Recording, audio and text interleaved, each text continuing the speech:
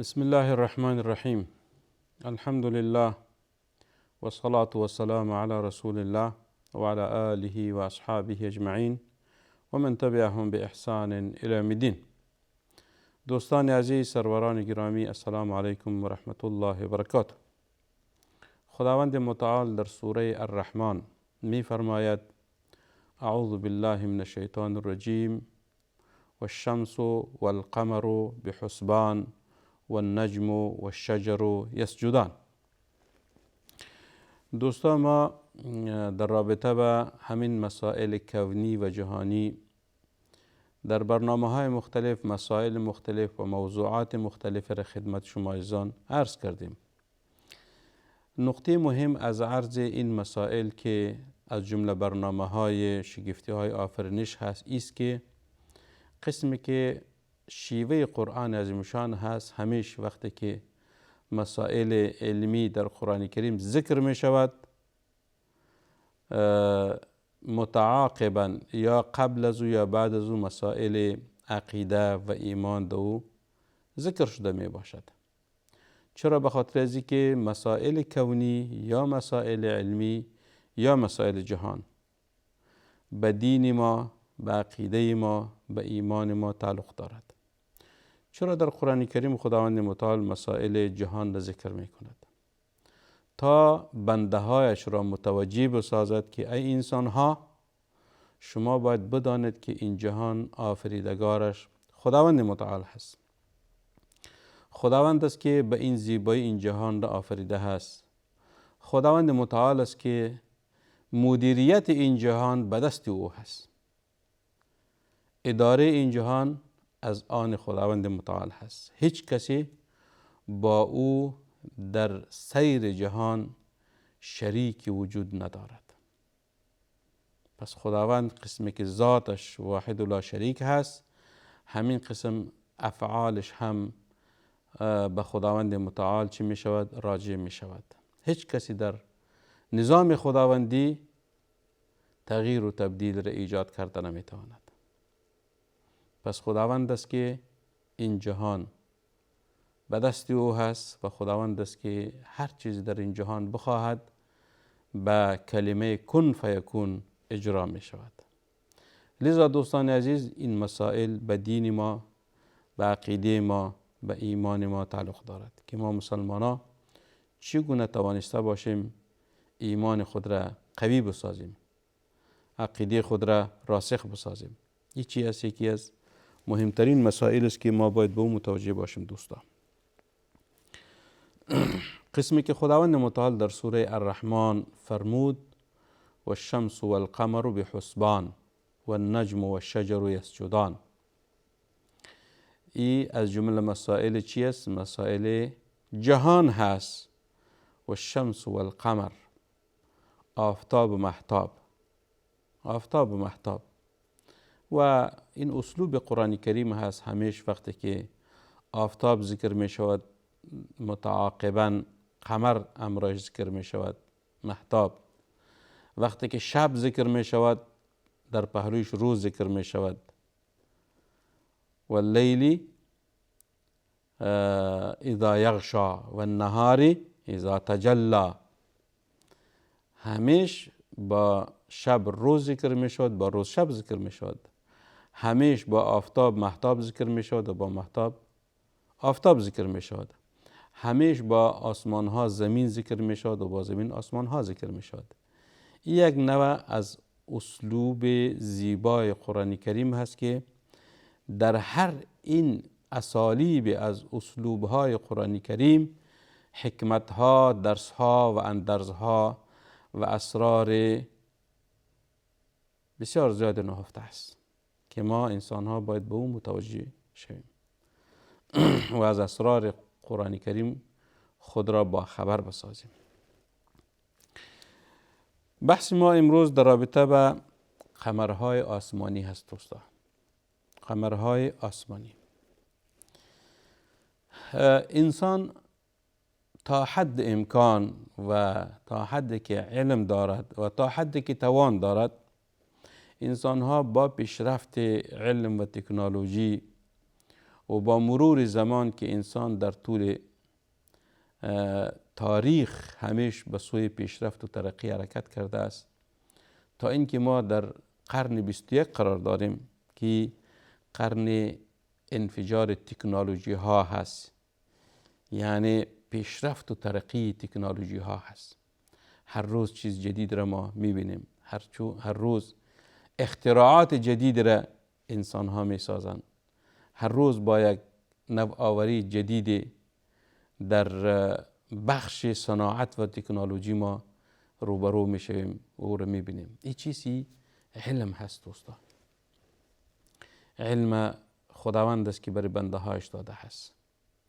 علم الانسان ما لم یعلم.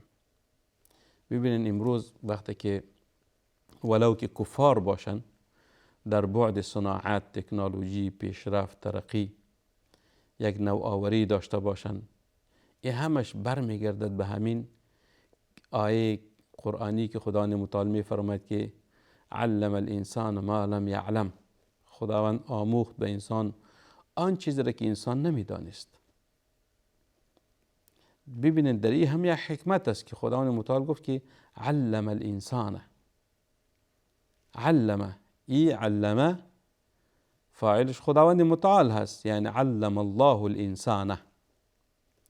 خداوند است که آموخت برای انسان علم را، برایش علم داد. پس این پیشرفت و ترقی و صناعت بشری که هر روز با چیزهای جدید ما روبروی میشیم و انسان ها هر روز چیزهای جدید را اختراع میکنن، این همون علمی است که خداوند بر انسان داده است. اگر خداوند این علم به انسان نمیداد، انسان همانند دیگر چارپایان در یک مسیر حرکت می داشتن، نه پیشرفت است نه ترقی است. شما ببینید یعنی غیر انسان اگر حیوانات هست، اگر حشرات هست، اگر پرنده ها هست، دیگر زنده جان ها، یا مثلا زنده جان های دریایی هست، ماهی ها و دیگر حیواناتی که در دریاها زندگی میکنن، آیا در زندگی اونها چیزی پیشرفت و ترقی آمده است؟ نه خیر. بدون انسان دیگر زنده جان ها در همون یک مسیر روان هستند. مسیر چیست؟ یعنی مثل که خداوند متعال در مورد کفار فرموده است که یأکلون و یتمتعون کما تأکل الانعام.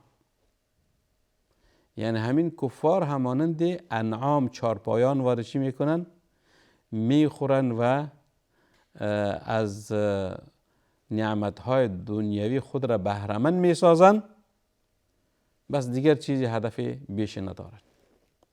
یأکلون و یتمتعون.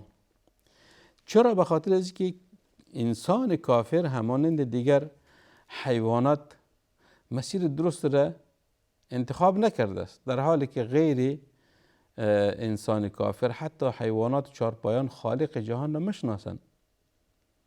خالق جهان را میشناسند و به امر خداوند متعال حرکت میکنند. لذا غیر انسان، هدف ما دوستا که غیر انسان در یعنی دیگر زنده جان هم یک مسیر دارن. اگر شما ببینید پرنده ها را، پرنده ها چی پیشرفت و ترقی کردن؟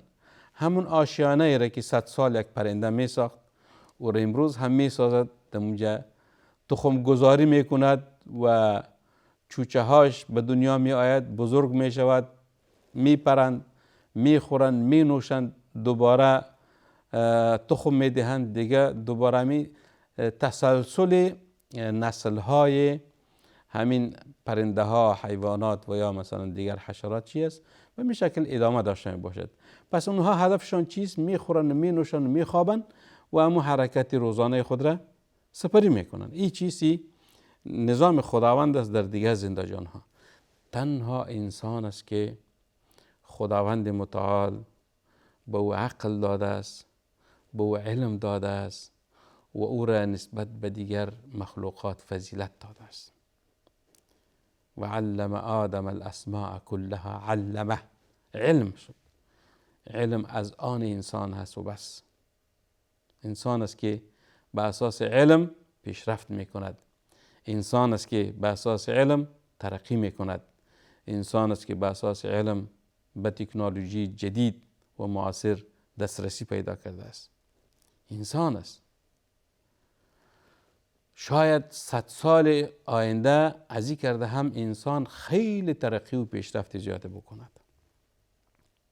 در تمام ابعاد زندگی علم هست. اگر شما 100 سال قبل برای نسل‌های گذشته امیر یادآوری میکردین که مثلا زمان خواهد آمد که انسان یک چیز را میسازد که او کامپیوتر هست یا موبایل هست، گوشی هست و مثلا یا هارد دیسک های است که دو هزاران معلومات جمع می شود، کتاب ها دو جمع می شود در یک موبایل که در جیبت است. چقدر در همون خزانه از او یا حافظه از او جابجا می شود که انسان در یک لحظه می تواند از او استفاده بکند. شما در قدیم زمان وسایل علم چی بود؟ کتاب بود، نوشتن بود، خواندن بود، بس دیگر وسایل علمی نبود. او وقتا کتابت میگوید، داره کتابت و قرائت بود. یک عالم کتاب می نویست و او چاپ میکردن یا نسخه میکردن و او را باز پخش و نشر میکرد، مردم از استفاده میکرد. اما امروز علم در جیب ما هست. تمام علوم، تمام کتاب های دینی، شرعی، عصری، هزاران کتاب در یک موبایل در حافظه یا ذاکره از چیز حفظ است. این چیزی علم هست. هدف ما چیز دوستایی است که انسان به اساس علم ترقی و پیشرفت می کند. این علم کی برای انسان داده است؟ خداوند متعال. در کجا آمده است؟ در همین سوره الرحمن. اعوذ بالله من الشیطان الرجیم. بسم الله الرحمن الرحیم. الرحمن علم القرآن خلق الانسان علمه البیان والشمس والقمر بحسبان. در سوره علق خداوند متعال می فرماید اعوذ بالله من الشیطان الرجیم. بسم الله الرحمن الرحیم. اقرأ باسم ربک الذی خلق الانسان من علق اقرأ وربک الاکرم الذي علم بالقلم علم الانسان ما لم يعلم. علم الانسان ما لم يعلم. به انسان علم را آموخت آن چیزی که خودش نمیدانست. مثلا شما ببینید در انسان خداوند متعال برش عقل داده است. این عقل است که از یک انسان به تا انسان دیگر متفاوت هست. عقل‌های انسان‌ها متفاوت است. مثل که شما تجربه کرده باشین، دیده باشین که در یک مکتب، در یک مدرسه، در یک پوهنتون، دانشگاه شاگردا و محصلین درس میخوانند. در یک سن مثلا 20 شاگرد هست، 20 محصل هست. در بین 20 یکی را چی میگوید؟ اول نمره میگوین، دومش دوم نمره است، سومش سوم نمره است، چهارم نمره، پنجم، ششم، هفتم، هشتم تا 20. شاید 18 نفر یا 15 نفر کامیاب باشن، 5 نفر ناکام باشن، 1 2 3 شان مشروط می باشن. این چی معنی دارد؟ یعنی چرا این شخص اول نمره است دیگرش ناکام است، این شخص اول نمره است دومی دوم نمره است؟ این به اساس تفاوت‌های عقلی هست دوستا. این شخصی که اول نمره است عقلش یا حافظش، ذاکرش قوی‌تر هست نسبت به او شاگردی که دوم نمره هست. این چیزی تفاوت‌های عقلی است که به اساس همین تفاوت‌ها انسان چی میکند؟ ترقی میکند، پیشرفت میکند و در ابعاد مختلف زندگی نوآوری از خود نشان میدهد. خصوصا در عصر فعلی که وسایل پیشرفت و ترقی خیلی زیاد شده است. یک جوان رو میبینه که موتر یا ماشین میسازد، جوان دیگر رو میبینه که یک طیاره یا هواپیما میسازد. هیچ چیزی همش به اساس عقل است. هر کسی کار کردن نمیتواند. هر کس این کار کردن نمیتواند. پس این چیز این تفاوت‌های عقلی است که به اساس همین تفاوت‌های عقلی چی میشود؟ انسان ترقی و پیشرفت میکند. این عقل، خالق عقل انسان کیست؟ خداوند متعال است. پس نقطه اخیر چی شد؟ نقطه اخیر می شد که خالق انسان، خالق عقل انسان، علمی که به انسان می دهد او خداوند متعال است. او خداوند متعال است و خداوند متعال در بعد علمی انسان متوجه می سازد. او تنها به مسلمان تعلق نمی گیرد که مسلمان خداوند متعال علم می دهد و کافر نمی دهد. نه خیر. امروز شما ببینید در بعد تکنولوژی کشورهایی که غیر اسلامی هم هست ولی اونها ترقی و پیشرفتی دارن، اونها از عقلشان استفاده کردن.